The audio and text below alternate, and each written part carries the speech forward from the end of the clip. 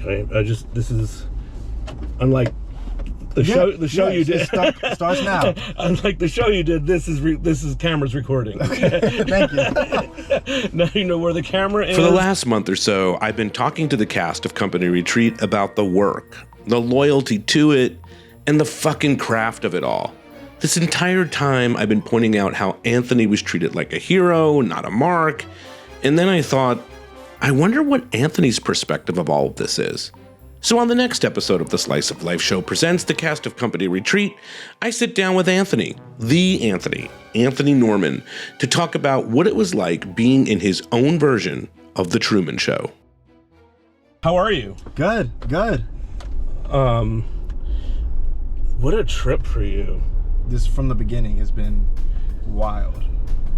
Your whole life changed, well, over a week, but overnight in a sense, yeah. Well, it took a while for it to really start picking up, just because, we filmed, and then it was almost like a year and a half, because they were doing the editing and doing stuff like that. So there was a down period of waiting, and I couldn't tell anybody. It was like I had this big secret in my back pocket, and it was cool at first. I was like, yes, it's so exciting. But then it becomes frustrating, and you get anxious, and because you don't know what film they have. Like, they have cameras. You don't know exactly where the cameras were at. Right. You don't know what they're editing in. You don't even know what the storyline you kind of know based on your experience. But you don't know what they're going to go with or not go with, right? Yeah. So I don't start with a big intro. I just say hi. That's become the intro, so hi. Yeah. What's up, man? Thanks for having me. Dude, this is so awesome to have you here. I have been talking to all your co-stars. Yeah, man. I was like, I got to jump in on this. Yeah, I mean, it's just been so fascinating to hear the work of it all, like the acting work and the method and all that. And so we won't be talking about any of that today because you're not an actor. Right. Who was Anthony before the Rockin' Grandma's Call even came up? Yeah, man, I think that's something that I was searching for before this, and I kind of still am. Just growing up, I was an athlete, just doing sports, and I was playing A, B, and C for me. Went to school. My parents were still paying my phone bill. I didn't have a car. I didn't have a lot of things, so I ended up dropping out of school and was like, I got to get into the workforce, and was just looking for different jobs and finding myself, if you will. And I ended up becoming a father. And so shortly before this, I was really just doing what I needed to do to make ends meet to put food on my son's table. And so was the athlete part the dream? Yeah, for sure. Baseball. Although I knew that when I was little. I played football, baseball, basketball until middle school. I'll give you a short little backstory. So once I go try out for the middle school basketball team, I had long curly hair, like down to my shoulders. And so I was walking in, and a girl was walking out. They had girls tryouts first. And then one of the parents was like, "Hey, sweetheart, girls tryouts is over." And right then in that moment, I was like, yeah, I got to cut basketball out. I wasn't the best at it, but I love to compete. And I mean, I wasn't horrible, but I just, in that moment, I was like, okay, maybe basketball is not for me. So then moving on to high school, I just played football and baseball. So when you're doing the grind before, we're going to talk about Company Retreat, I promise. Okay, when you were doing the grind before that, and then the athlete thing, you weren't sure, right? Like, is that going to happen for me? Was there another dream? Did you want to do something else? What was it that was your, like, the thing that you wanted to do? Did you have that, or was it just like kind of living in the day to day to get through?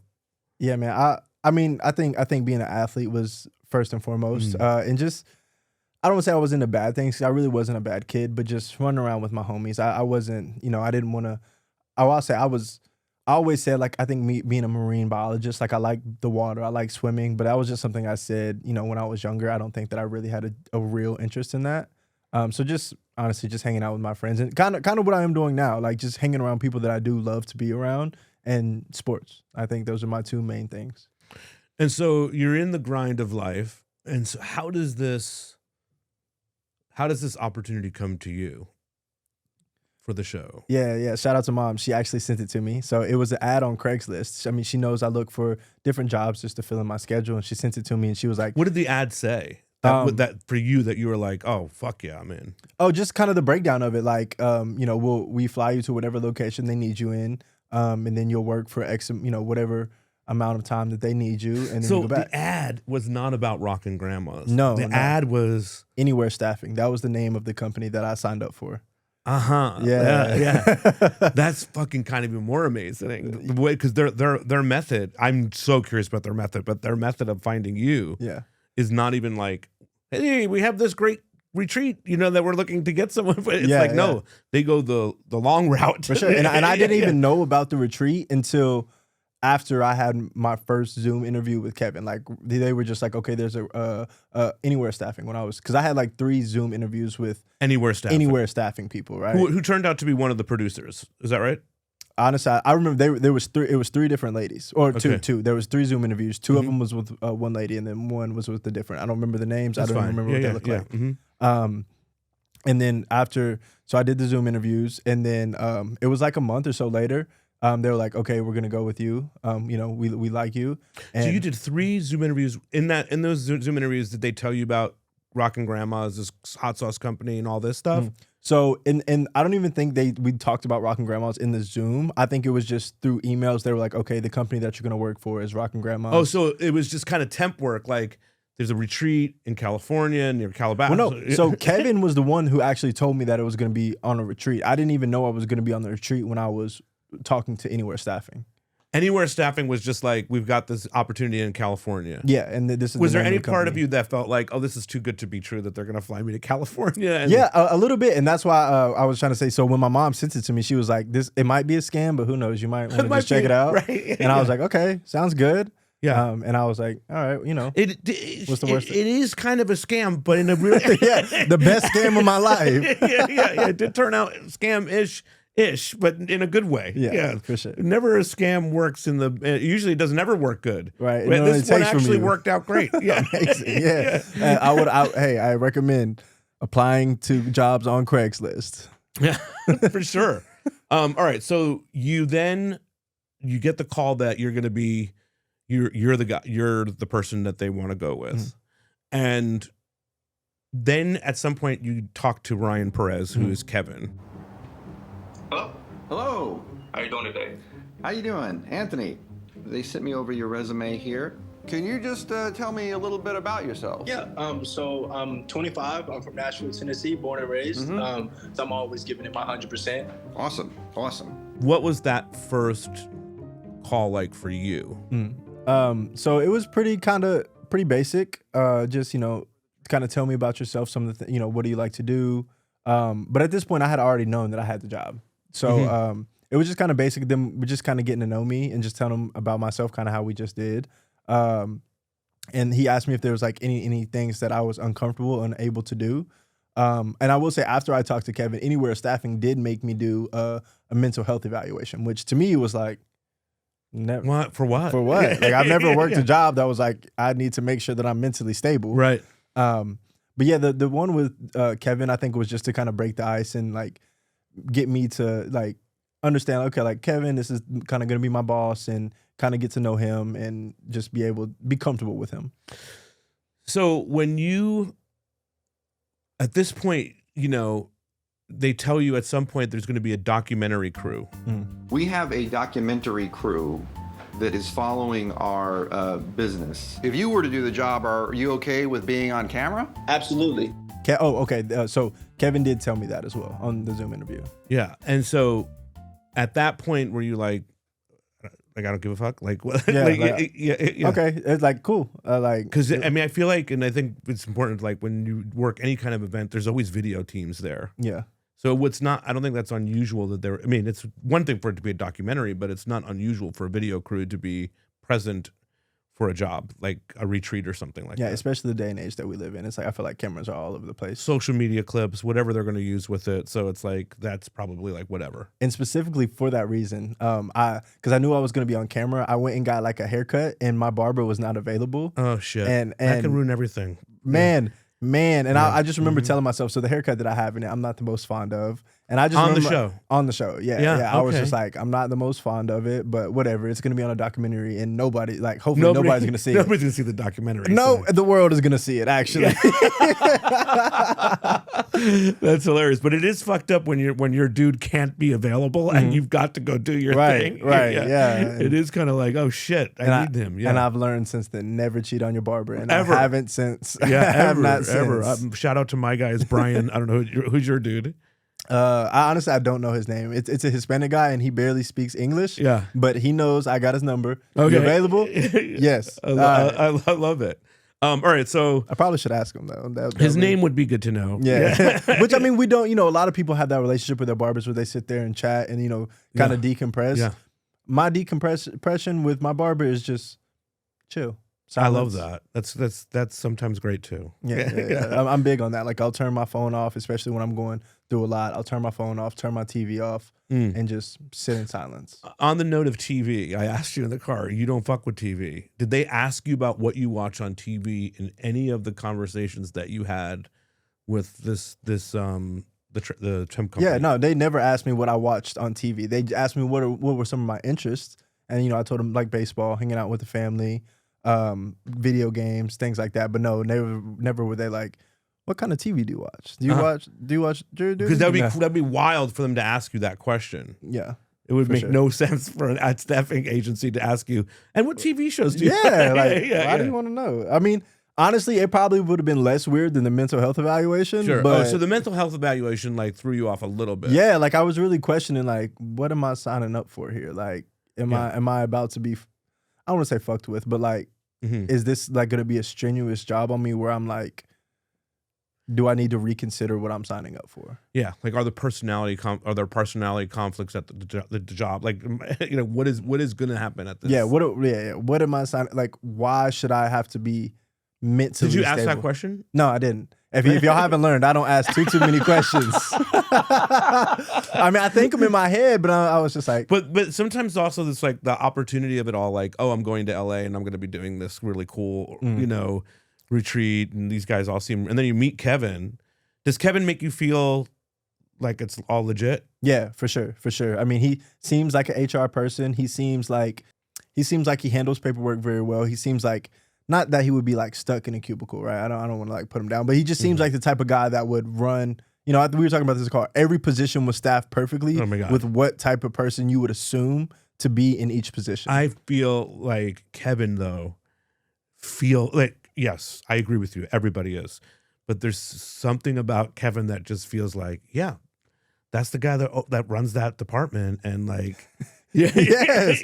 Yeah. You know what I mean? Like there'd be no reason to doubt that for a second. Like, oh yeah. Like he even told me when I interviewed Ryan that when those first Zooms that you did with him, he wasn't in character. Okay. He wasn't Yeah. Kevin. He was Ryan. Like those very first Zooms, because he didn't even know who Kevin was yet. Oh wow. So I didn't know that. He was just kind of like just talking to you like himself. So also it's like if he started talking to you as Kevin and smiling and stuff, you might be like, this guy's a little whacked. Yeah. So he just did not do anything with you. He just wanted it to feel like the most Keep it normal simple. interview that you've ever had. Yeah. And it was. It seemed like a guy that would be interviewing me for a job, honestly. Yeah, and it felt like a real job interview. Yeah. Now, meanwhile, in the background of the everyone else's life, they've submitted audition tapes. They've gone through a rigorous audition process, where they had to do focus groups and come up with like prompts and characters and you didn't. What did you do? What was your prep for the trip for this job? Get a haircut and pack my suitcase. That was my prep. What's amazing is like you were in an audition process, presumably. Right? They were probably picking which person is the right person to be the hero of the show. Yeah.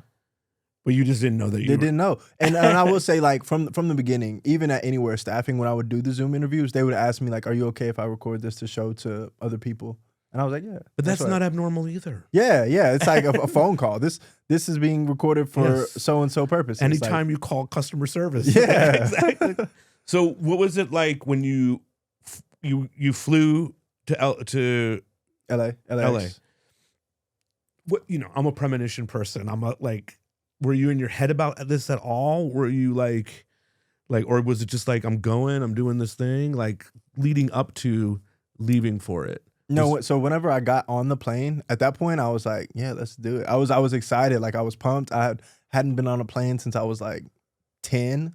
Yeah. So it was just like, it was a cool experience for me at this point. I mean, I was a little nervous that I was gonna like get there and not really have a job to do, like something was gonna fall through, right? But I called before I left. The hotel was in my name, because if nothing else, like at least I can get there, sleep in the bed, and then find out how to get back, right? And then I also have family that stays in Santa Clarita. So it's like, I'm not completely out there alone. No, it's not like close to LA, but like it's close enough. Sure, if some shit goes down, I have family you out can there, get to Santa Clarita. So that was my main thing, was just, do I have somewhere to sleep, and do I have people around me that I can get out of this, if things don't turn out how I hope. Right. What was the biggest thing you were stressed about in your life before you went there? I'll probably say just my boy, just trying to make it happen for him. I was struggling, I mean, I'm sure as we all were, but to a point where I was really just scared. I didn't know where things were going to go for me. I was just trying to do whatever I could, just applying for jobs left and right, and God got blessed. So when the idea that you were going to be away for like 10, 12, whatever the days, amount of days were you like, I'm going to be away from your son, the whole nine? Did that weigh into all this? A little bit. I will say I did cry on the plane, but it was just more so because I've never been away from him for more than 7 days. So like, he'll be at his mom's for 7 days, but I was comfortable and calm in the fact that he was going to be with my family, and he loves my family loves him, and I trust him with my life and his. So that I was calm in that. It was just more so like, dang, I miss him. Was that at all, I'm going somewhere with this, was that at all a distraction to you, so that like when you were doing all this stuff, like it's sort of like, well, my son, you got your son on your mind and stuff like that. So your mind is not necessarily set on what am I on a TV show? Like, you know what I mean? Yeah. Like, you got shit on your mind. I wouldn't say it was a distraction. It was more motivation for me. Yeah. Like, I just kept telling myself, like, no, this is what I'm here for. They were paying me a decent amount, a decent amount more than what I was used to getting paid. So that was my thing, was like, you're going here, you're doing it for him, so that way you can provide for him and he can have a better life. That's awesome, man. That's awesome. All right, so you get out there, and then the first thing that you do is, I don't think it makes television, but I think Kevin takes you on you have to go to the office warehouse, right? Yeah. So first day I go, and this was a little weird to me too. I was like, okay, why did I could have did this on the day one. So day one, go to the warehouse, sign some paperwork, leave. That was what day one was. And was the paperwork for like the show? No, it was like payment, like how they're gonna pay me. The normal shit, normal payment paperwork. Work shit. Yeah. 1099, whatever the fucking W, whatever. I think it was a W-2, honestly. W, whatever. Yeah. And so you get where you meet Kevin that day? No, Kevin actually wasn't there, and Mark Sully was not there either. They had somebody stand in for him. Oh my goodness. I'm sorry. This was so long ago. I cannot think of her name. Anyways, she was a different receptionist. Yeah. And she was just like, the normal receptionist will be here tomorrow. He was on vacation. I was like, okay. But I think you meet Jimmy. Yeah. Oh, so I didn't really meet. I guess I did. So Jimmy, like, he walked past and was just like, "Hey, what's up?" And I was like, "Hey," but I didn't really like, talk to him that much. When does he have this conversation with you where he says, you say you're from Nashville, and he's like, "Oh, I'm from." Or something about North Carolina, or maybe his brother or someone's from North Carolina. I think that was day two, because day two is when I really met everybody. As soon as I got there, met Kevin for the first time. He kind of just walked me around the office and was like introducing me to people. Okay, so that's where we start, like, watching the show. Okay. When in that part of it, what was that first day like? Pretty basic. I mean, I didn't really know what to expect, so I was just kind of open to everything. It was really just like going around meeting people. They had me do like odd jobs to kind of prepare for the retreat. Started packing the retreat bags, which just had like bug spray and like bug swatters and like sunscreen and like sunglasses and stuff like that. I know at one point I went around and was like filming videos because Kevin wanted to do like a send-off video that we were going to play on the retreat. So I went through and was just like taking videos of like them if they had any words for him. Just little jobs like that. Like I really didn't, the most work that I did was, they called them the mailers, where I would fold like this piece of mail that just had Warren and Erica's face on it. And then I would like fold it up, put it in an envelope, and put an address on it. And mind you, each one of these addresses are different and they have different names. Like I'm looking at them, I'm not like reading them fully, but I'm looking at them, like putting them on. Like, it's just like the temp work. Yeah. I mean, honestly, not even like looking back, I'm like, y'all didn't need somebody out of Nashville to do this job. Were you thinking that? Not in the moment, but afterwards, I was like, yeah, all of these jobs are like, y'all could have hired somebody from LA. in the city to do this. Yeah. So the first seed that they plant is that Amy and Kevin are together. Yeah. My dad built it. I'll let you guys finish up. I love you, Kevin. You too. Here, take a seat. Take a seat. Isn't she great? Yeah. How did you read that situation? Maybe I didn't read too deep into it enough, right? But you know, I say I mind my business a lot. You know, I don't jump in people's business until they put me in it. But did you think they were dating? Yeah, for sure. I mean, just throughout the days, they were very flirtatious. Their laughs.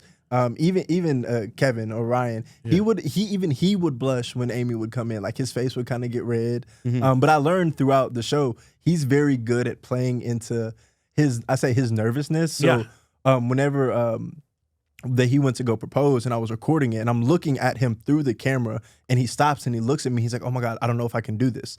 I'm looking at it through the camera and he just looks so scared, like he's really panicking in that moment. And I just felt like he played into that very well because that's kind of like his character. Is like he's a little nervous, he's a little unsure. Says like he was a nervous actor playing a nervous man. Yeah, and like he let that be like shown, and like he did very well with that. So back at the office, though, you didn't have the vibe of like, are they together? No.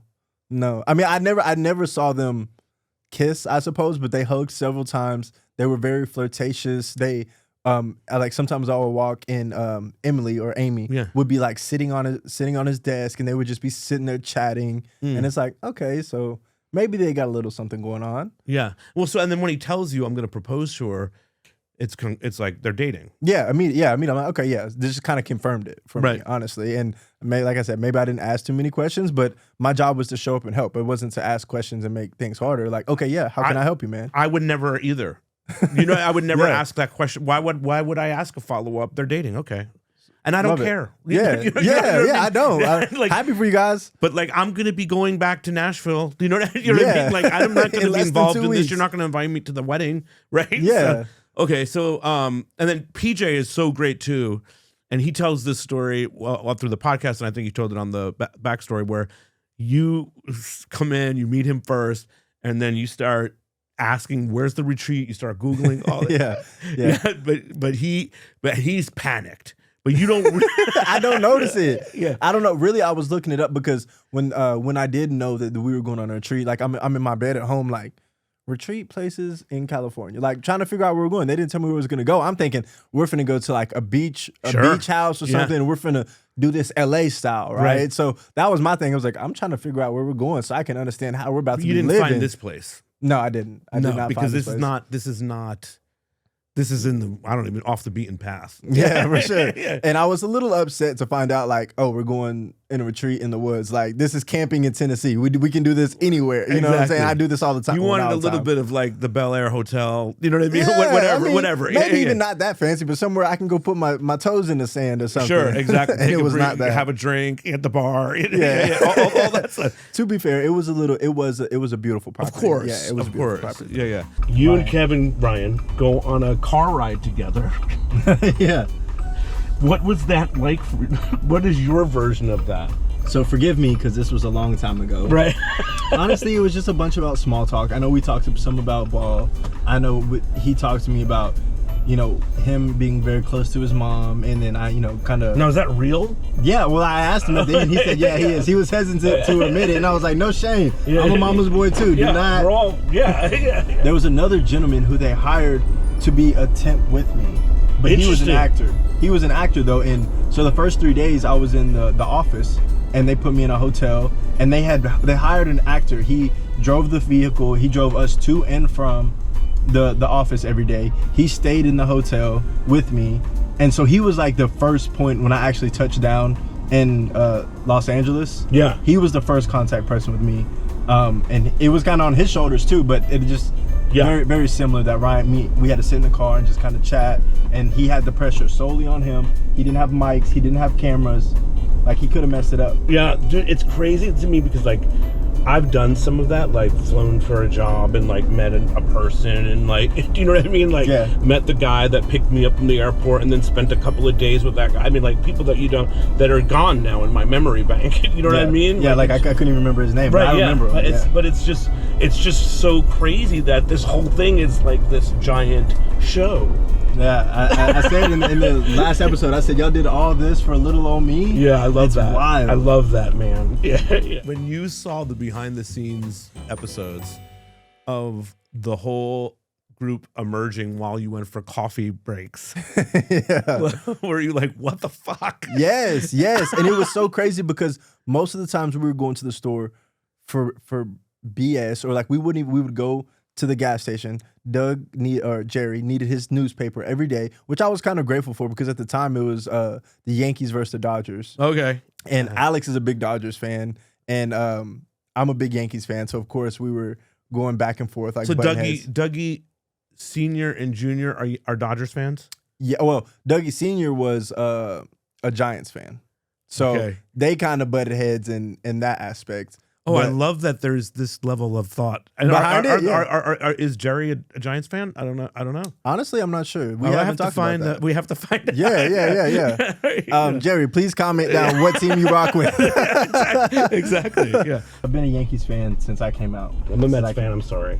It's all right. We're going to get past it. I prefer a Mets fan over a Dodgers fan. Okay, honestly. for sure. Or I'm a Red Sox fan. Yeah, get rid of them. Yeah. Get rid of them. The teams, and the Philly fans too. I don't fuck with Philly like that. Yeah. But now, and Philly fans they're probably angry right now that I said that. They're so violent. But Alex definitely a Dodger fan. I feel like when I hung out with him, he was wearing a Dodger hat. So, he was wearing the old school one for sure. Yeah. So you get to the retreat and you meet Marjorie, whose real name is Blair. I'm learning. Were you like, oh, she works here? Immediately, yeah. I mean, just the way she's dressed, her demeanor, the way she was just like, we have this at this time. She was just she almost seemed as if she ran a strict program with how she ran her facility. And I respect it. It's a beautiful facility. You want to take care of it. This is your home, your work environment. And that's just, she seemed like she respected it. She feels to me, and I even felt it just talking to her on the Zoom, that you can trust her. Do you know what I mean? Like, she's a trustworthy person. She's not related to this group. Yeah, for sure. Yeah. You know what I mean? Like, so if I got some shit that I want to get off my chest about the group or whatever just happened, she's someone that maybe I could talk to. Yeah, for sure. And that's why when Kevin left, I immediately went to her because, I mean, for one, too, I didn't want to like go to the group and embarrass Kevin or Ryan. But two, for that reason, I felt comfortable. Like, I know that if Kevin was leaving and I was kind of taking over the reins, like I was going to be working closely with her. So like that was the best option for me to go to and be like, hey, this is the deal. I don't know what to do here. What do you recommend? All right. Before we get there, so that day at the retreat, everything felt normal. Yeah, for the most part. And then when you get to the proposal, Ryan says that you rehearsed that, sort of like him rehearsing it. Yeah. Kevin rehearsing it. Yeah. And then it goes down the way it goes down. And we then and there made a promise to each other that if we both reached the age of 40 and neither of us were married, that we would marry each other. So here I am. Amy Patterson, I love you. Oh. No. Will you marry me? Oh. Kevin. Kevin, no. What are you thinking when you see it go down the way it goes down? I mean, now as a fan of the show, I was cringing. I was hiding under a pillow because I was like, this is so awkward. And this poor dude has got to deal with this shit now. I felt so bad for him just in the moment. I was like, oh God. Like I didn't think back and like, dang, maybe I should have asked more questions or told him to do it in private or anything like that. But I do remember I after she said no, I kept recording. And I was like, after a while, I was like, oh my God, I probably shouldn't be recording anymore. And I kind of giggled and I felt so bad that I laughed because I wasn't laughing at him, but it might have seemed that way. And if he heard it, I would have felt horrible inside. But I was laughing at myself because like, bro, why didn't you stop recording? Were you at all, because like I'm the kind of person that will start analyzing the whole thing and be like, bro, in my mind, not out loud, why did you ask the girl to marry you not being on on one date? Like, did you start thinking about all of that stuff? Like analyze? Yeah, I mean, a little bit, but I didn't overanalyze it too much just because again, I'm on my business, right? And it's, and, you know, that's kind of something this is gonna sound sad, that he has to deal with. And Kevin. Yeah. And if I sit there and think about it, I would have felt guilty of like, I probably should have stopped him For to do sure. it. You know what I'm saying? For sure. But no, I just felt sorrow for him and just wanted to be like, you know, you're all right. He takes off, right? What is your mindset at that point? How is this gonna go? Is the retreat gonna stop? Does everybody feel uncomfortable, or is it just Ryan? Like, what's gonna happen next? I really never had a thought. Like, I kind of considered it for a minute when Marjorie. Well, I'm gonna ask you that. Marjorie says to you, I'm sure no one would blame you if you wanted to leave too. But I mean, before that, I wasn't considering leaving. But in that moment, I kind of thought about it for a minute. But you can see your mind thinks about that. Yeah, but do I want to leave? Do I really want to? Like, because beforehand, it was never really an option for me. Like, I'm here to work, I'm here to help, and that's what I'm here to do, regardless of what goes on. And I felt like me leaving in that moment would have only made things worse. Yeah, oh, for sure. So I was just like, leaving wasn't really an option, even though I did consider it because the option was on the table. I was like, no, I have to stay here and help. And you just like, I mean, you totally covered for him in a way that was nice and not, you know, stirring the pot or anything. Yeah, it was just like, you didn't sell him out. You know what I mean? You let him go, and you even hugged him goodbye. Had to, man, because I've never proposed to anybody, so I can imagine. And like I said, I saw the fear in his face, and he was so scared and nervous, although he was acting. Yeah, I would imagine like that's a tough thing to do, and to hear a no in that moment, it just, my heart went out to him, and I know I would have appreciated, you know, somebody just being like, you know, it's okay, take a beat, a hug, like that would have made me feel better. Now, as that's a big beat. So as that happens and you get through that day, at the end of that night, were you like, what the hell am I? Like, what? Not so much at that night. Like, I was in the moment, but after you know, he left, you know, we finished having our dinner, we kind of decompressed, you know, we kind of hung out. I think we played Uno that night. I'm not exactly sure. We kind of hung out as a team though, I know that. And that, just to get us kind of like back together and stuff. At that point, I was kind of okay with it because nobody else was stressed about it. Nobody else was like, what is going on? I'm a big energy person. So like, if I'm around a lot of people that are stressed out, I'm gonna be stressed out. But if a lot of people are like, okay, it's cool, we'll roll with it. Like, that's. I think it helps that. Did you talk to Emily or Amy a bunch, like after that went down, or how did you? Not. Was she kind of does this great, beautiful job of making it okay. Yeah. Which is yeah. You know what I mean? Like, for sure. We're all gonna move forward because if it, you know, someone could be triggered. You know? Yeah. Like, what is he doing? Like, it could have been a totally different presentation. For sure. So not person, like me and her didn't sit down and kind of talk about it, but it was me, Lanisa, and Stephanie. We all kind of sat down and chatted about it. It wasn't too much because at some point it would have turned into like kind of gossiping. It was more so just being there for Emily or Amy, just to make sure that she was cool with it and she was okay. And right out the gate, she was just like, no, it's cool, it's all right. And that really gave us the go ahead to be like, okay, let's just enjoy the retreat. I was gonna save this, but like Marjorie, I'm never gonna know as Blair. Like, she just is so fucking Marjorie to me. Yeah, it makes sense, right? You know what I mean? Like, like, I'm still waiting. Like, if I don't know if that place still exists, but I am waiting for her to be there on that cart. Like, if I was if I was to ever go there, I'd be like, oh, she works there. You were the most. At the ending, you were the most like, wait, Marjorie's an actor too? Really? Because, you know, okay, the cast is like, okay, I get it. Well, I guess Marjorie is part of the cast. But I was rocking with her a lot because it was more like personal, me and her helping run the retreat. I know what you mean. yeah. I was so surprised. Yeah, like, well, they're all actors, and they got the girl that works at the resort, whatever it is, as well, right, to like be a part of it. Because I mean, if you think about it, they could have just went to a resort and just been like, "Hey, look, just let us run what we do. Just don't tell them. Yeah, just run the retreat." Exactly. But most of the parts that really were like super funny and like really, I would say, made the show were not shot on the documentary cameras. The documentary cameras came in at the same time every day, and then they left at the same time every day. It's almost as if like that's when they amped up the madness. The show refers to you as a hero or as hero. It's a big word. Yeah. So what is your take on that? I have said on this podcast with people that I love that they use that word, that they're not using the word mark, that they're not saying hoax, that they're using the right words to describe what they're trying to do. Okay. How do you feel about the word hero? Yeah, man. So the hero word to me is, I don't want to say the weird because that makes it sound bad, but it's different to me. I feel like I didn't do anything to deserve that. I feel like I did what I was supposed to do, and not even as a temp, just as a human being. So it's a little different to me. But I appreciate it. Obviously, it's not the worst name in the world to be called. And I have a problem with accepting my flowers, but I'm trying. So what is the problem that you're having with accepting it? I feel undeserving. You know, to be called a hero by the world is like you have to do something big. And but isn't showing humanity and goodness and kindness big in a world where it's like that's not something that we see all the time? Isn't hugging Kevin in the moment that shit went sideways for him, isn't just telling him to take a breath and giving the dude a hug, or hugging Dougie Jr.? Isn't that sort of good? Isn't that sort of heroic?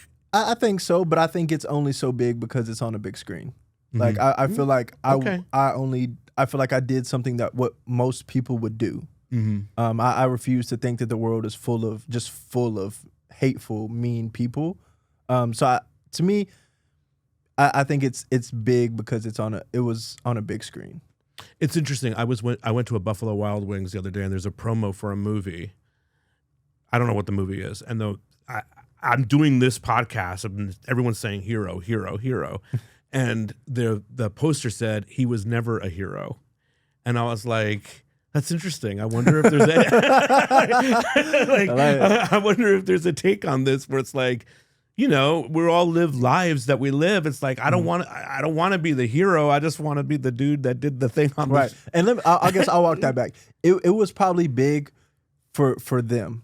Like it probably meant a lot for them. That's what I'm saying. But to me, that's a little gesture. Like it's the little things that can make people feel better. And make How would people you feel if you were doing this show and you heard everybody referring to you as the Mark? The word in itself wouldn't have bothered me. It would have been how they treated me. Yeah, like did they treat me like a Mark? Okay, now it would have bothered me. Now if it's just a term that they used, you know, it's just a term. Yeah. For me, I feel like, and I don't know this, but they don't want it to feel that way. Yeah, at all. They did a phenomenal job of never making me feel like I was the butt of the joke or if the joke was on me. Well, you were laughing with everybody. Yeah, I mean, when some shit went down, you were in it. You know what I mean? And this is who their characters, they're like 90% their characters, right? So it's just like I was laughing with Alex or Dougie in real time about things that you should laugh at or that you should be okay when you get so comfortable around people. You can laugh through the crazy moments. Like that's how people bond. Had you ever been flown somewhere for a job? No, never flown for a job. That's what was so like enticing to me about it. Was like, oh, I get to go make a little bit of money. I get to travel. I get to do different jobs. And you know, I was a little not upset because obviously I have a better job now, but I was like, man, this is a great gig, and it wasn't even real.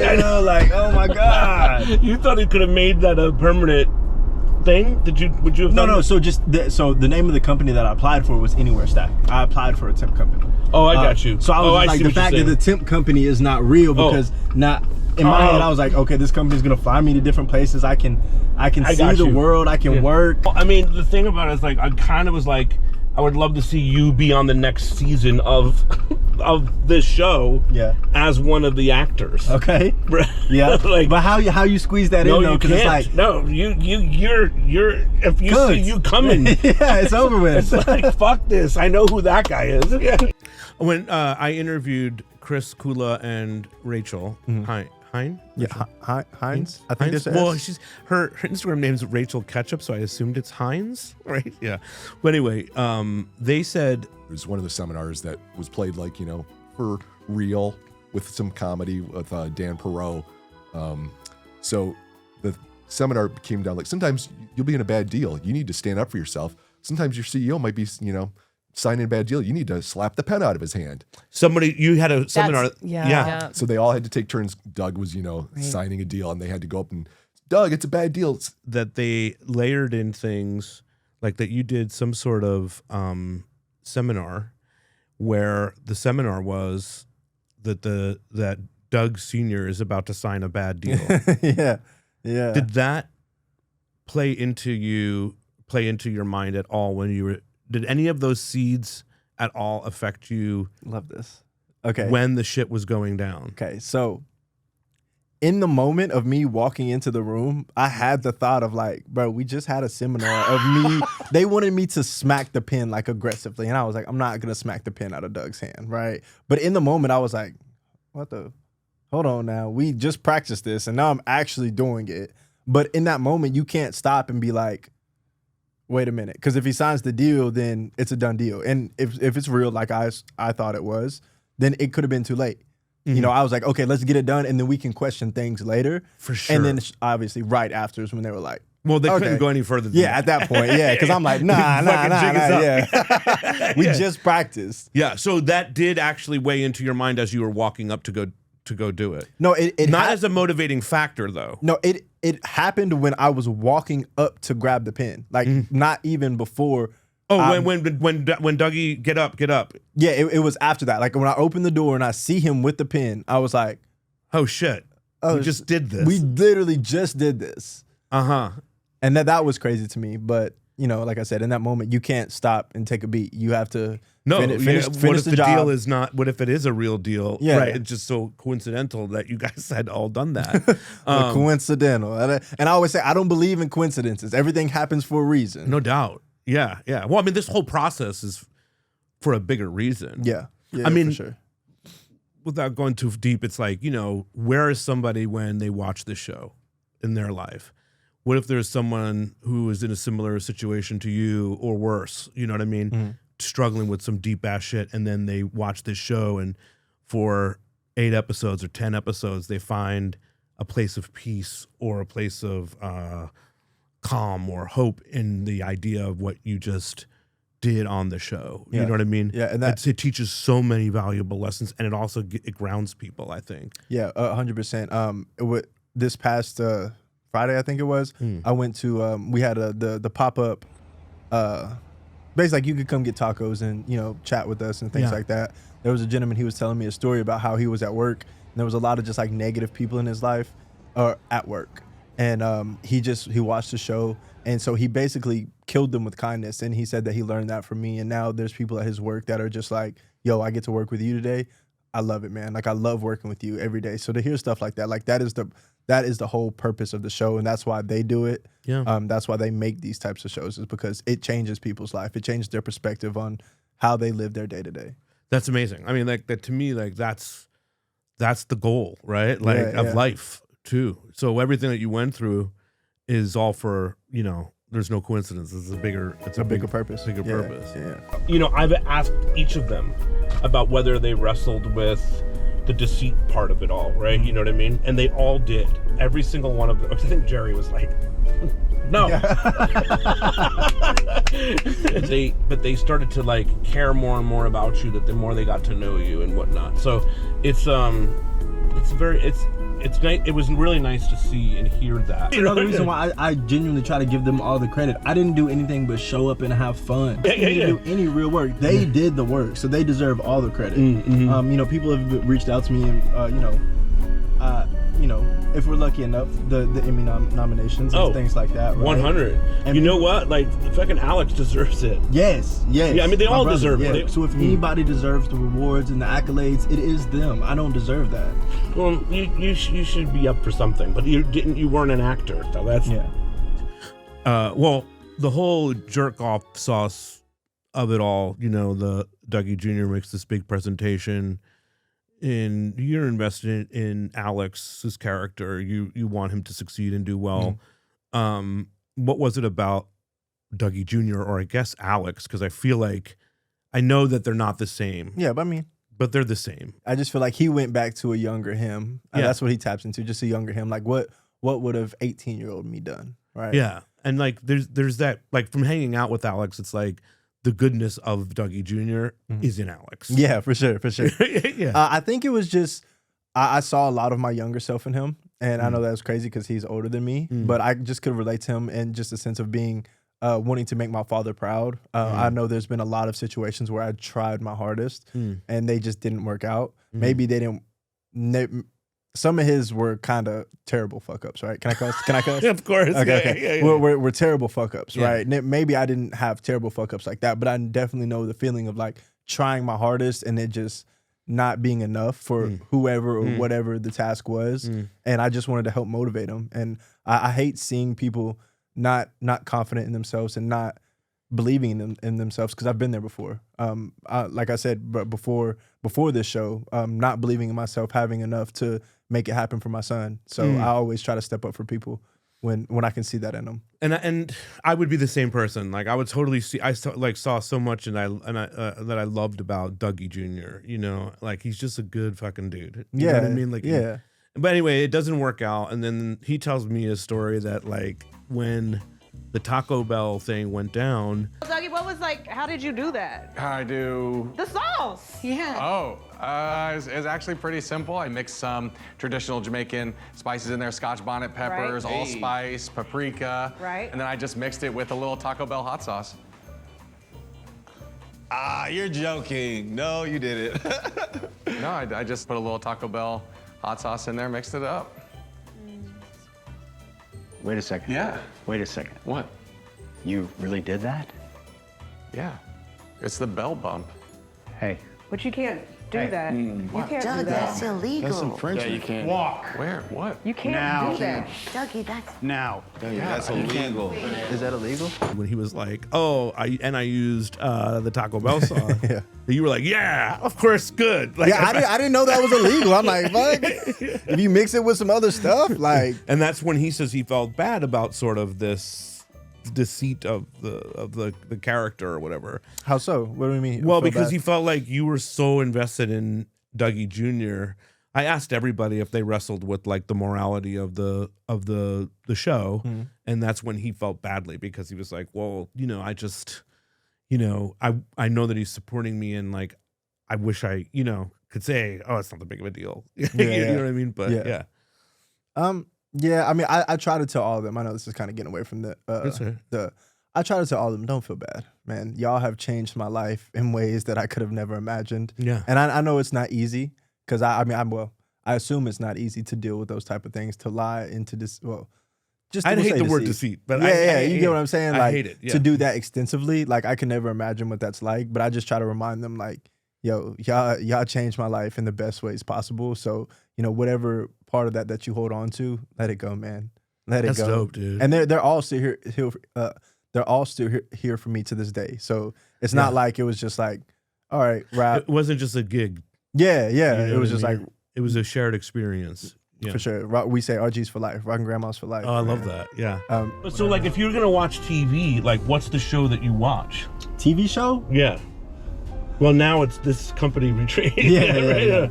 But if you were like gonna sit down and watch, is it sports? Yeah, I would say either sports, but like if I was to pick like a show or a type of show, it would be like some sort of like action adventure where it's like military guys like going out to recover somebody or something like those are the shows that I'm into. That is so far removed from jury duty. yeah, that's what I'm saying. I think that's not even in the I would realm never of possibility of you would run even into the ad. When you met the bad guys, when you met Wendy and Rachel and then Chris, they were actually the writers or whatever as well. Yeah, but yeah. when you met them, I could tell that you did not. Still, yeah. Oh, well, not to this day anymore. But you did not dig them at all. At all.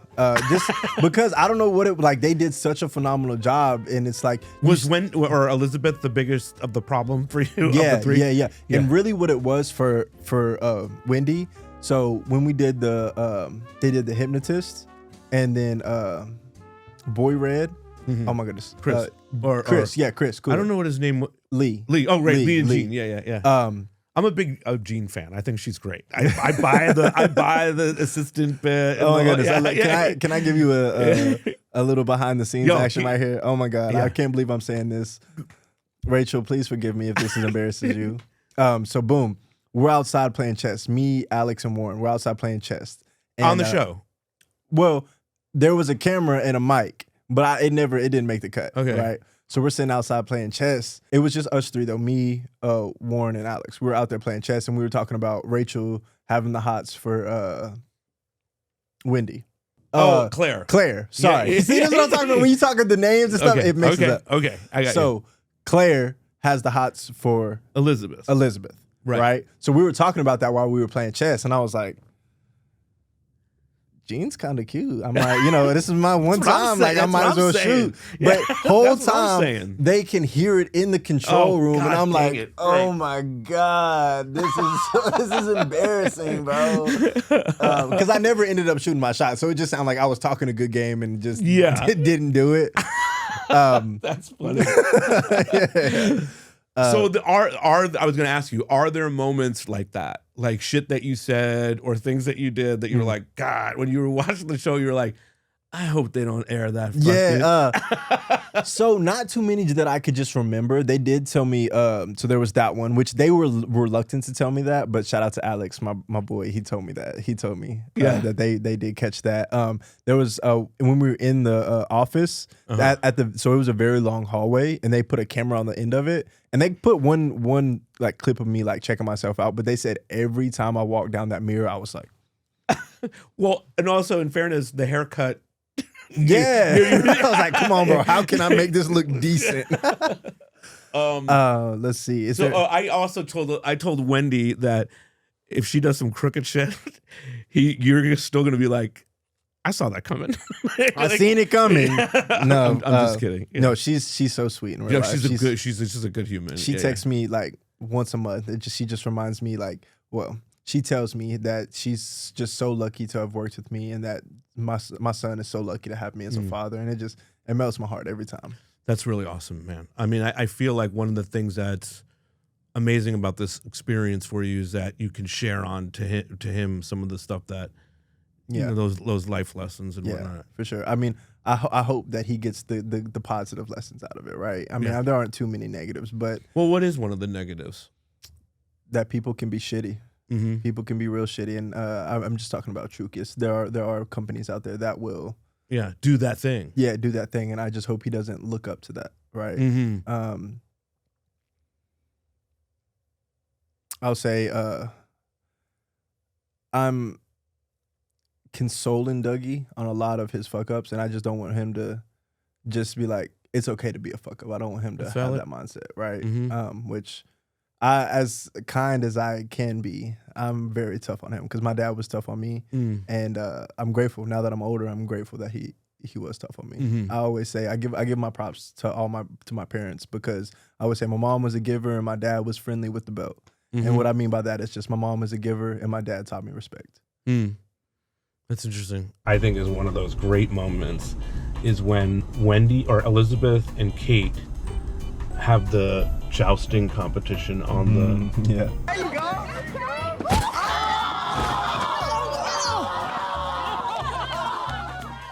What has been your take on that whole thing? Because you are so like, it almost feels like you want Elizabeth to get knocked on her ass. Okay. Yeah. I'm glad you asked this question. So let me clarify. It's not that I wanted her to get knocked on her ass. I wanted Kate or Erica to believe in herself. She was so insecure and just trying to make Elizabeth or Wendy proud in a sense, or like get that respect from her. Yeah. And she was like so nervous about it, and I was just like, girl, just go out there and try your best, and like whatever happens, you know? Yeah. And Warren or Steve was trying to tell her like, yo, let her win. No, you don't let her win. She's not gonna respect that. Right. And to like see her go out there, or what I thought was her going out there and like giving it to her, like I was like, yes, girl, that's what you needed. Yeah. If you wanted to get her respect, that's how you do it. So I was just so happy for her. It's not that I wanted Elizabeth or Wendy to get knocked on her ass, but even though that was nice, a little bit, it was nice. You know, it was the icing on the cake. Yeah, not blood and everything else. When you got to you're getting towards the end of this. Well, you say to Jerry, father to father, you say this line, like, you know, you're trying to stop the deal. I need to talk to you right now. Okay, I'm sorry. That is fine. No, but it can wait. It can wait. After I talk to you, if this is what you want to do, by all means. I'm sorry. Look at me. Father to father. I need to talk to you.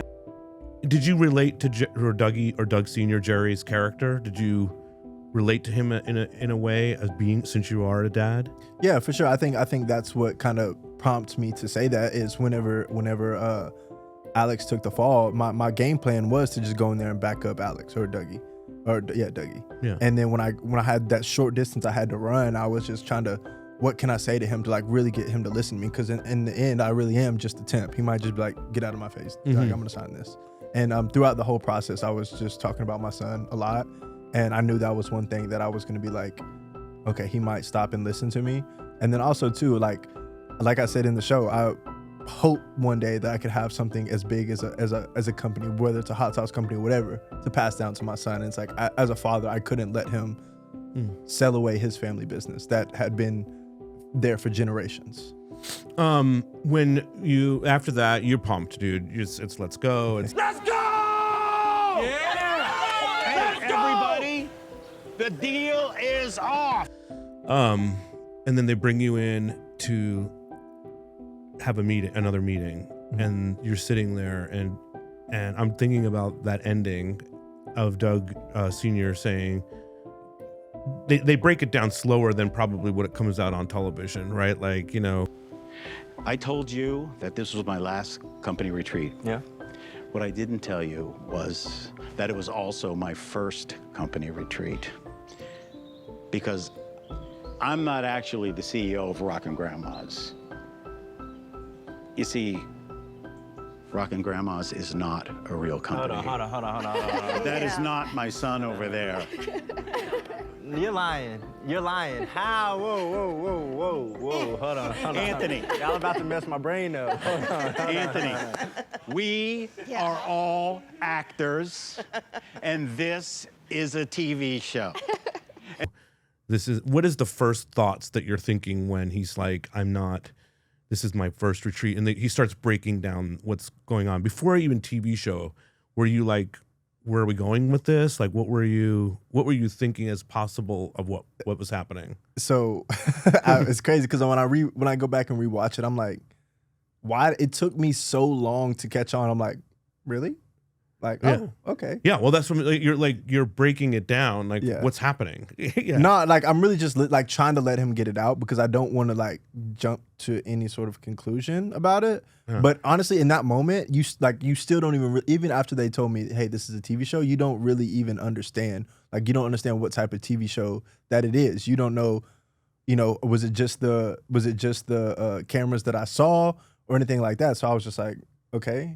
Like, okay, I need y'all to explain more. So like I was kind of comprehending slowly, but I didn't really know what to think because you don't know until you know all the details. Had you ever heard of jury duty? No, not until after the fact, and I went home and watched it over like 3 times.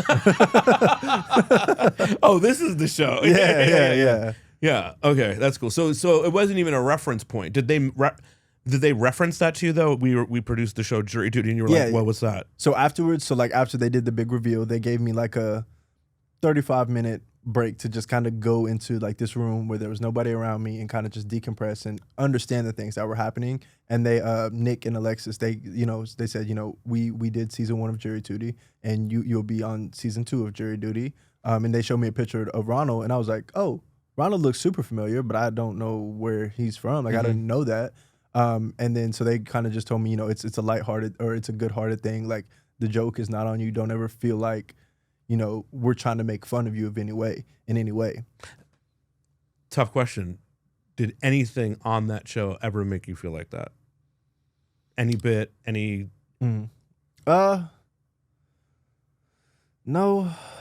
Let me think. I genuinely don't think so. I think that I do feel bad in the sense of like the proposal because I did have a hand to play in that. Like I was like, damn, I should have helped stop this in some sort of way. But I don't. Dude, no. Yeah, like yeah, dude, no. As far as that, nothing else really made me just kind of feel like bad or like. Well, did you ever feel like? Did you ever wrestle with it like in the sense like after it was all said and done, where it's like, like, my mom would always say this thing because like I'm someone who's like a believer in all the things. Like if I'm in a situation, I'm like, and you tell me some shit, I listen to you, I believe the thing as at face value. And my mom could be harsher and be like, why do you like you're so gullible? Why do you believe people like that? You know what I mean? And so that's always kind of been a thing for me. You know what I mean? Like, I want to see good in everybody. I want to see good in every situation. And so it's like it's so cool that you are that person. You know what I mean? Yeah. But are you asking, do I feel bad about me being gullible? That's what, that's what my mom would say to me. You know what I mean? Yeah, nah, not at all. Not at all. For one, if we can break it down just as simple, like if I wasn't this gullible, I wouldn't be here right now. Dude, right? But that's the type of heart that you have to lead with to make a difference in this world. And if sometimes that means people get over on you. But I mean, and to me, like, that's how I look at life. Like, it's not just jury duty. You know what I mean? Like, for sure. Like, if it's a deal, if it's like, I'm always going to look after people and protect people and care about people and like put things like that kindness and goodness first.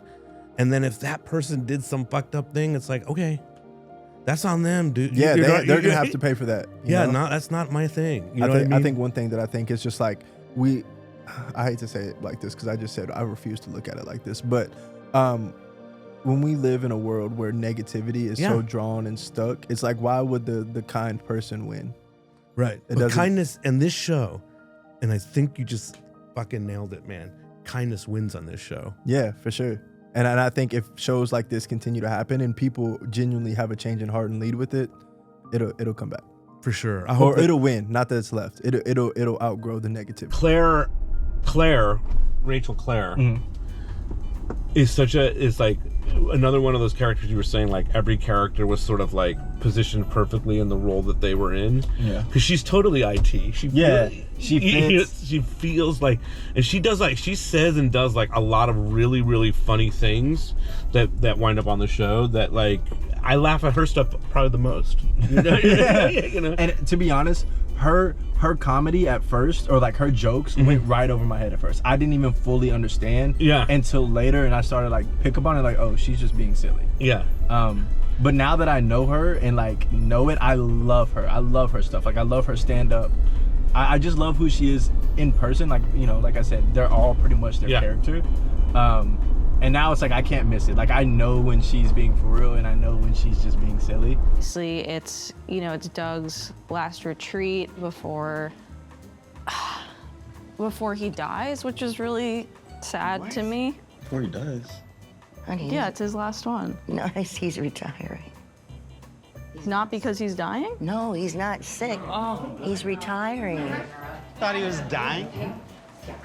Well, he was saying some stuff and I saw kind of like a...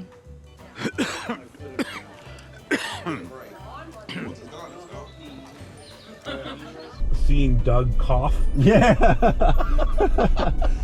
Clips like that they were the funnier part. Like fucking, the look that she gives Doug is so good. Like she's just so funny, you know? Yeah, her little. Yeah, I think I picked it up and I've done it to things. What has it been like since the show has aired? And you know, did you take time with it after you left LA? Did you take time with like what was that? What is this? Like, now the real work begins, right? It's like the relationships that you have with Alex and the cast members, and also you can't fucking tell nobody about this thing. This huge thing that you just did, right? Yeah, that's the hardest part of it. Is like, and they said they say this a lot in show business. Is like, hurry up and wait, right? Yeah, and that's how it felt. Is like, okay, hurry up, go back home and forget about it. And that is so. It's cool at first, you have this secret in your back pocket. Oh my God, I have this cool secret. But then you're like, okay, can we get on with it? Like, you're so excited about it that it almost becomes frustrating. You don't know what they filmed. You don't know what they're going to edit together. You don't know how long it's going to take. So you're just in this endless time frame of just like waiting and waiting and waiting. And it almost got to a point where I wanted to call them and be like, can I just start telling people? No, almost like, can I just get on with my life? Like, I don't know what this is going to do for me. I don't know if I really want to be a part of it anymore. Like, can I just go back to my normal life? Right.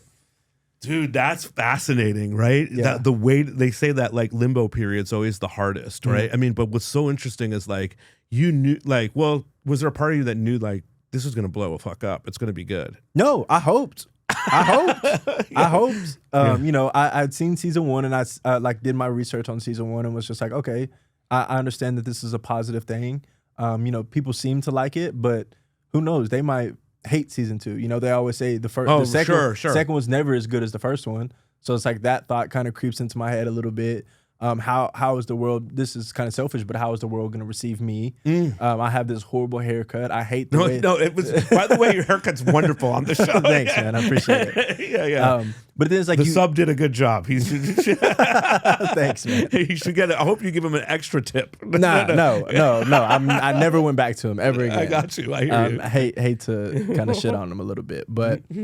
It's cool at first, but then you sit there and you think of all the negative things, and it does become frustrating. And the waiting.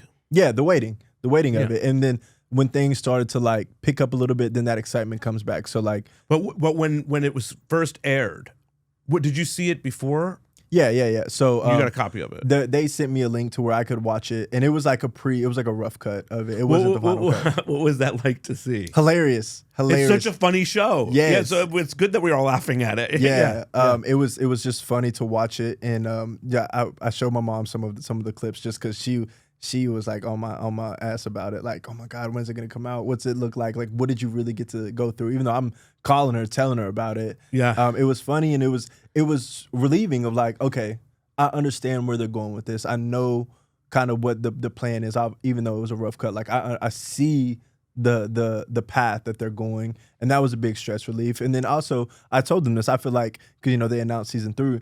I feel like not that they should let the next person have like editorial choices, but like let them be a part of the editing. Like let them see where you're at. Let them give you their opinions on how they feel about certain things. Okay, as a filmmaker, because that's what I am besides a podcaster. Okay. No.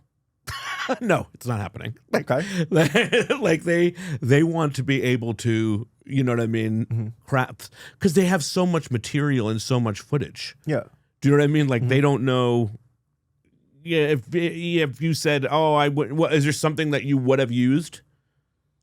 So I'll just say something fun. So like the wiffle ball. Okay. They didn't put a bunch of the wiffle ball in there. And that's what I'm saying. I was going to ask you, is there anything that they wrote in that was really fun or funny that did not go in the show? That you were like, oh, I can't wait. Is it the wiffle ball? I can't wait to see the wiffle ball episode. Or? Yeah, I think the wiffle ball was funny. Not that I can just think of right now. I'm sorry. It happened so long ago. But and not even, like I said, not to give them notes. No, just let them understand where they're at in the process. Sure. Because it was the only thing I would get was Alexis would call in and be like, "Oh, how you doing? You all right? Yeah. Okay, cool." Well, that's also really great that they did that. Yeah, to kind of check on me, right? Yeah. I mean, that shows care and kindness on their end as well.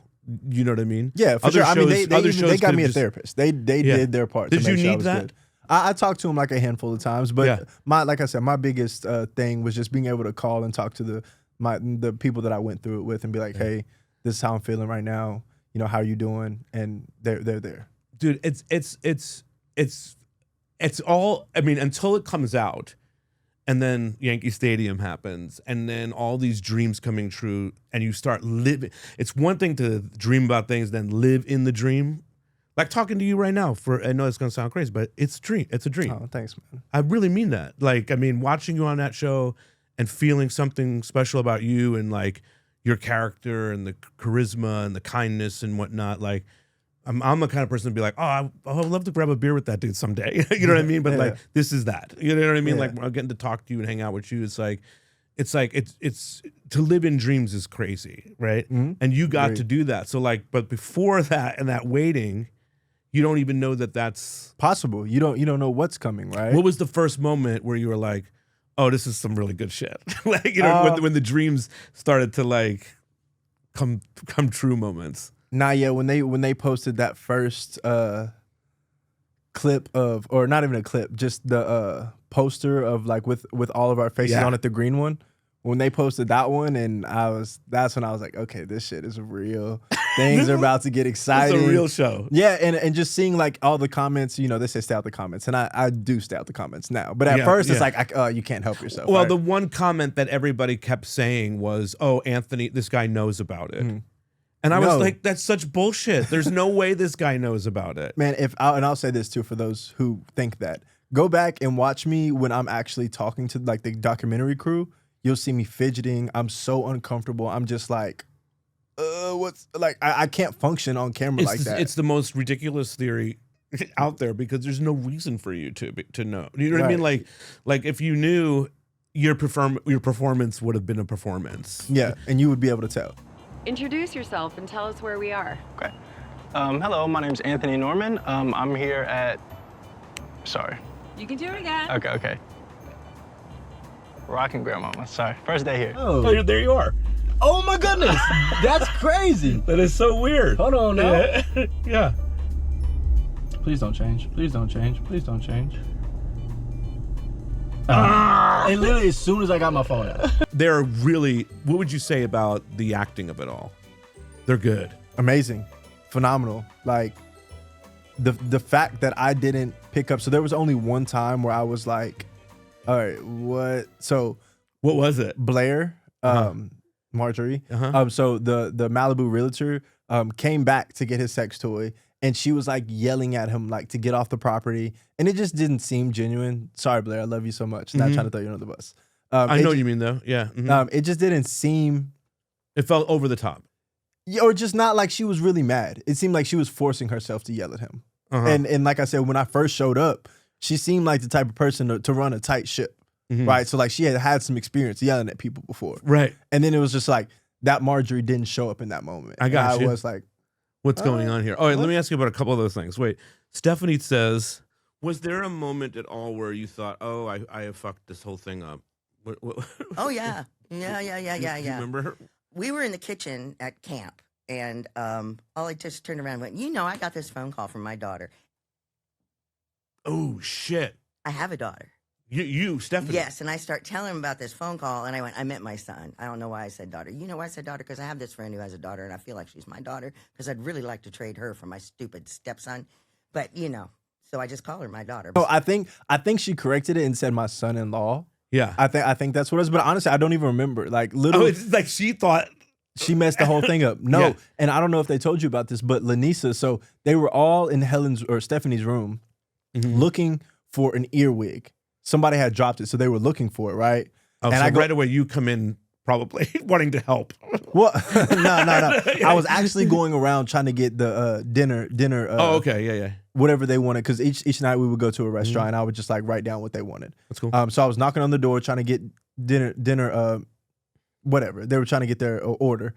And then knock on the door. Lanisa opens the door with the phone in her hand. And it just doesn't even register because we're not supposed to have phones. Like we gave our phones up because it was supposed to be a phone-free retreat. Right. And she's just standing there with a phone in her hand. And it just doesn't even register to me that she has a phone in her hand. She thought she blew it. Yeah. And I was like... I feel like she's someone that keeps everything real. Lanisa? Yeah.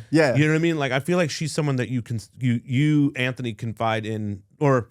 Jackie, the character on the show, like I feel like you can go to her and be like, she'd be like, it's crazy, you know, like I feel like she's just so authentic. Yes, she is. As Jackie and as Lanisa. And I got to meet her. Yeah. I go to her, I went to her, well, I can't go to her, but I go to her for like all the kind of like business things too, but like more so like when I'm like trying to figure out, you know, what is right and what should I accept and what should I expect when it comes to like business things and like, you know, I don't want to just say money, but just like traveling and things like that. And because she's gonna keep it real with me, like she's gonna be like, okay, now you're pushing it a little too far. That's too much. Or no, dude, ask for more. She did that as Jackie on the show. Yeah, you know what I mean. Like she was someone that kept it grounded and real. And that's why I just say they are really like 90% their characters. That's what that's what it feels like from getting to talk to them. When I talk to Jimmy or any of them, I'm like. Jimmy's kind of Jimmy. Jimmy is Jimmy. He honestly, Jimmy might be 100% Jimmy. Honestly, he's a character. And that's not like insulting. It's the kindest compliment that you could ever give to somebody. You know, Amy probably feels the least like Emily. Like Emily feels like that's one of the characters she played. Because she seems like very like she can play anything. I would say either her or Alex, just because Alex had to lean into Dougie a lot. Sure, to like lean and into he's that not, fuck up. Yeah, he's not. I mean, I'm sure he's fucked up. Well, I mean, the thing about it is like there is a comparable sense that Alex, the actor, is trying to make it and doing his thing, and he is in a sense like Dougie. Do you know what I mean? Like he's not didn't just spend time in Jamaica and all this shit, but some of the general ideas of like, I'm going for it, I'm going to make a big presentation or whatever, like whether it be a show at the Groundlings or whatever, like there are similarities between going for things. Like, yeah. He's not scared to take it, push it to that line for sure. And honestly, I think that's why they casted him, is because he's not scared to try those risky things. Like them Doug and Dougie kissing on set. To me, dude, and you see, like when you see it, like sometimes at first when you see them do it, you're like, oh, they go there. Like, the father and son. I mean, when you're watching it happen, you're like, I can't believe they kiss like that. You know what's crazy, bro? After that, like I used to kiss my son on the lips, but after that experience, I'm like, nope, kissing you on the cheek. I can't even do it anymore. That's Rap City now. Yeah, I love that. It's like, is that how I look kissing my son? But that part, when they do that, sometimes you're just you look at it and you're like, dude, what the fuck? Yeah, or sometimes like when I see them going for it, I'm like, just kind of look away. Like, yeah, because there's even a couple of moments where like something really big, some big shit just went down and they do it, and you're like, okay, and it was so much. It was like they did it almost all, like every time they greeted each other. Like I was waiting when after you stopped the deal. I was waiting for one of them to do it to you. That would not have rolled. Yeah. I'm a hugger. I'd be like, nah, bring it in. I got you. I love that. I'm so very excited to have this opportunity to be with you all here tonight. What's he doing? Tell us what makes you so powerful. I can say whatever I need to say to get the job done. Okay, the one other night that they said that Wendy said that she thought this is too much, like he's gonna figure this out, was the night of the hypnotist. Okay.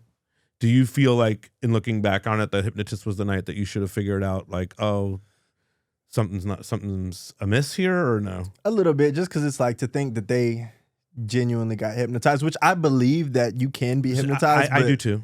I don't think that you can be hypnotized in that manner. Like you have to be like, I hate to say it, but we all get hypnotized looking at this phone. For sure. That's, you know what I'm saying? That's hypnotized. Yeah, you know what I'm saying? So looking back, I think it was a little silly to have kind of believed in it, but also it's just like, even if Jimmy didn't get hypnotized, he's funny and he told a funny story. He was having fun with it, but then to drop the important part of like her keeping hot sauce in her bag, I'm like, okay, that was a tell right there where I should have been like.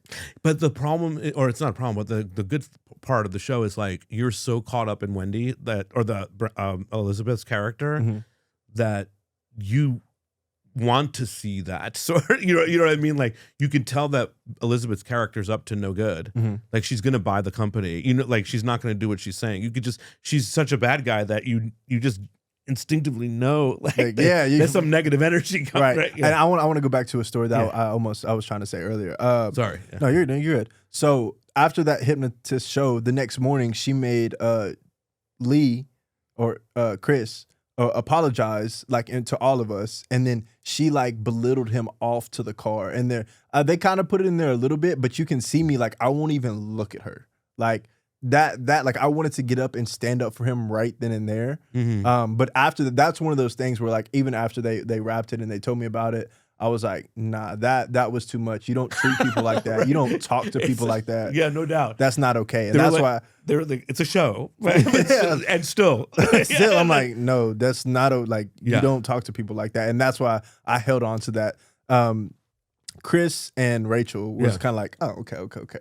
But Wendy specifically, I held on to it for a bit. I was like, she's a real bitch. Right. Like, I cannot be around her. Yeah. Well, I mean, and then because I was worried about that when I interviewed her. Like, you don't know. Like, to be able to draw that character, I was like, I don't know if what's going to walk in this room. Like, she might be like, move the lights here, and I want this. But she's the total opposite. And I say that, I don't want to say she was made for that position. Like, she is a bitch, but she's a star, and she will get into that character of like, I'm her and I'm gonna accept it, and I'm gonna walk this line and you're gonna respect me. Yeah. And like I feel like she was made for that character. Oh, she's just so good. Amazing. And did you just recently see all of Jerry's did you ever watch Seinfeld? Like, I'm in a little bit, but not so much that I would recognize him. Yeah, and he looks way different. Yeah, I was looking at the what you posted, I was like, which one is that's Jerry? Oh, I wouldn't have recognized him to begin with. Exactly. When Sia showed up, to me, that as a viewer, and I've said that, it's like that's where I thought, oh, fuck, he's gonna figure this out, because how would a celebrity be here? Right. Honestly, at this point, I had realized how much money and I assumed how much money and how much power these other companies had. And I'm pretty sure Sia was before the 818 tequila gentleman. I forget his name. Funny, that's a funny bit. Yeah. Your face. You didn't. I don't even think you fucking clapped it. No, but that was because that was right after. You remember I told you Elizabeth chewed out Lee. Yeah. Oh, that was right then. Like, it was right after, like, following. So I was like already like, no, fuck True Kiss. I don't want nothing to do. And that was True Kiss's speaker that they invited. I remember that. Yeah, because he was gonna change it from Rockin' Grandmas to Rockin' Stepsister because it's the fucking #1 searched. Whatever. As we pass this strip club. Kind of perfect timing, yeah. So that I was not happy about any of that. And then just him wanting to change the shit. I was like, get him out of here, man. Yeah. We don't need to hear any of this. That was some good shit. Oh, Sia, when Sia showed up, you just assumed, like, because Wendy said that they did something where I was like, she had made a speech about they have all this kind of money and they're going to invest in this and they're going to. So it's believable that, like, of course they can get Sia to come fucking play at the talent show. Yeah. And I mean, them, I don't know if they rented the Cybertruck or whatever. Not that a Cybertruck is just like super fancy, but if it's like the company car, they're pulling up, they're acting and moving like robots. They have all these different connects, or from what they're showing me, that they have these connects to do it. It was still, to me, it was a bit extreme because it's like, this is a company talent show. It's a little Rockin' Grandma's talent show. And y'all are bringing Sia out of all people. So after the hypnotist thing, I think where every actor does a really good job of, like, being able to ground this in real talk, like real shit's happening. And I would say that maybe the hypnotist show felt like something was off, but then when you see Amy and other Anthony, kissing, and Mark Sully pulls you in, you're back to the group. Do you know what I mean? Like, whether that shit was real or whatever happened, it's like there's no way to think that was too much, or you know what I mean? For sure. And I think they did a very good job of, when they did try the riskier bits, they would follow it up by something that's more calm or just more funny or more just like Rockin' Grandma like, to just like keep me back in the environment that they want to see me in. And then every so often they'll push the limits where I might question things, and then bring it back, and then push the limit and then bring it back. I think Ronald felt very, very similar. I think he said something like they would do crazy things, and then things would just chill out and go back to normal. Which is normal for me was not normal for him. Like, normal for him was like, okay, they go back to the hotel, they go to their rooms and just hang out. Normal for me was, okay, now I go back to chilling with them at the at the yurt, or we're back in the vans just chilling, being rocking grandmas. Mhm. So like there was still funniness in it, and that funny character, them being their self, was the normal for me. How awkward was it when you had to do the HR when Kevin comes back and first off he gets confused about other Anthony. Yeah, he's like, but also, by the way, other Anthony is fucking hilarious. Yes. Yeah, the way he sold the whole the masturbatory tool. And I would say his timing is impeccable. Like just the timing of when he'll get his jokes off, and like his jokes are kind of like simple. Like he'll like when he was just like, I like hot sauce, but it would be so just like late and just like kind of breaks the silence or like the awkwardness. And there was one moment, and I forget what they do show and what they don't show. But when I went to go take the video of him for Doug's video, like send-off video. Oh, okay, yeah. He gets up and he literally knocks all of his water all over his shit. And I'm just like, man, he's a clumsy guy.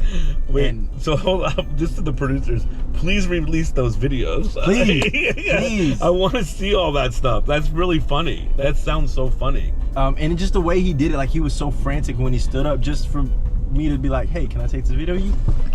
Oh my God, yeah. What do you want people to know about you based on this experience? What do you want people to know about you and how you feel today about everything? And then also to the person who's on YouTube who just got done with season 3, what do you want that person to know?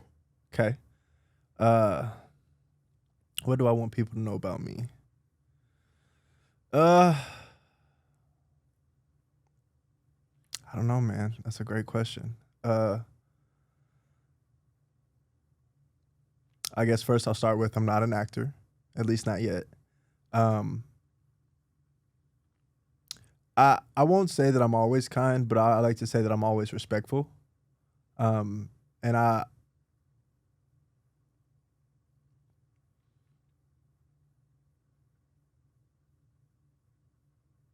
guess this one isn't really about me, but people like me. That we don't regret being kind and giving to others. Never have I ever looked back and been like, damn, I wish I wouldn't have gave that much of a tip.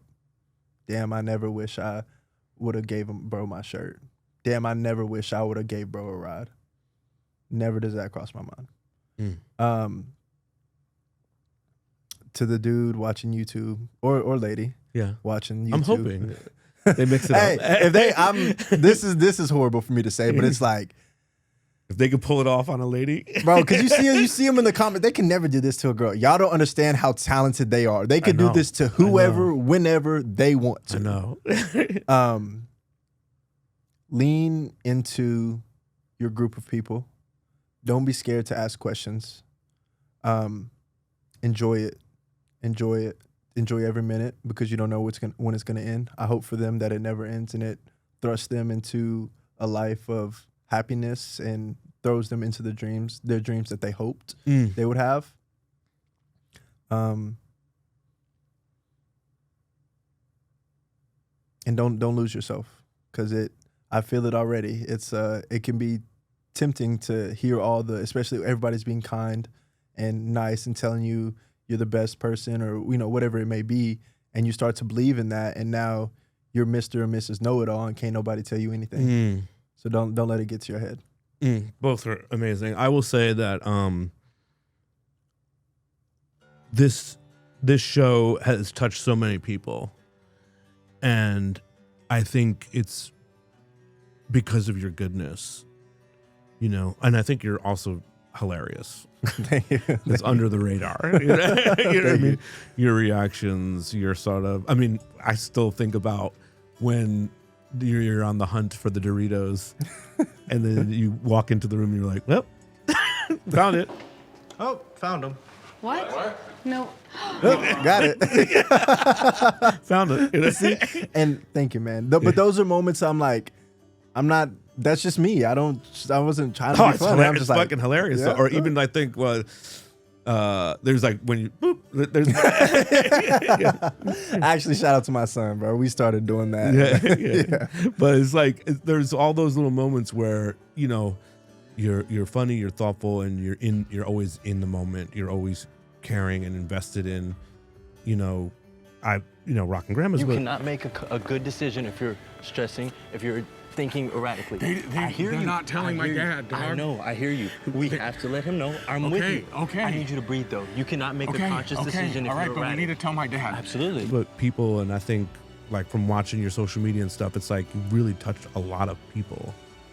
And man, I just want to see you do so many good things, like for your career and whatnot. Like I want to see you on TV more. I want to see you do all the things and just keep inspiring, because this show, while yes, it's a comedy and we all had laughs at these, crazy scenarios, but we all felt something, and that's because of you, dude. Like you brought some real good energy, and you just have that aura. You just have real good energy, and it's just a blessing. And I'm grateful to meet you, talk to you, and this entire cast and shit. So I just want you to take away that as you move forward with this, that you did something super important. While it maybe feels silly, I think it's bigger.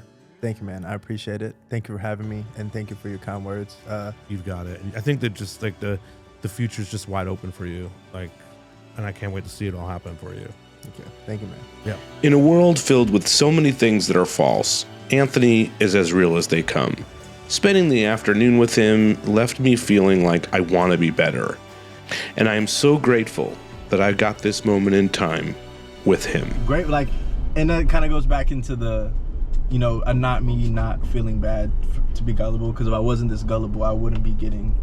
Dude, it's the best thing in the world to be gullible. I want to be. When my mom said that to me, we've gotten past it. Yeah. But to me, it's the greatest compliment anyone could give me, because I'm not jaded.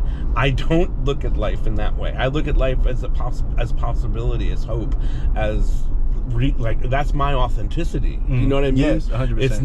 It's not some shit's gonna go down and looking behind my back all the time. I'm just not that person. You know what I mean? So it's like, for me, it's like that's the only way to look at life. So, but so I've always said if I was on that show, I would feel exactly like, wow, this is so fucking cool. Yeah. That you guys have all been doing this shit. I, of course, would think about some shit I said. Right? Yeah. Is it? Yeah. It's taking you. It's literally right here. Okay. Yeah. Hold on. All right. You can turn right here. I know it's saying that you can. Okay. Yeah. That's the only reason why I like. So that. Yeah. Beautiful. I grew up in red roofs and like Holiday Inns and stuff. So no, this to me, this ain't the red roof. Bro. I know. No. This is a 5-star hotel. Yeah, you've grown out of the red roof, dude. This has been so fucking cool hanging out with you, man. Thank you. Let's stay in touch, dude. Yeah, of course.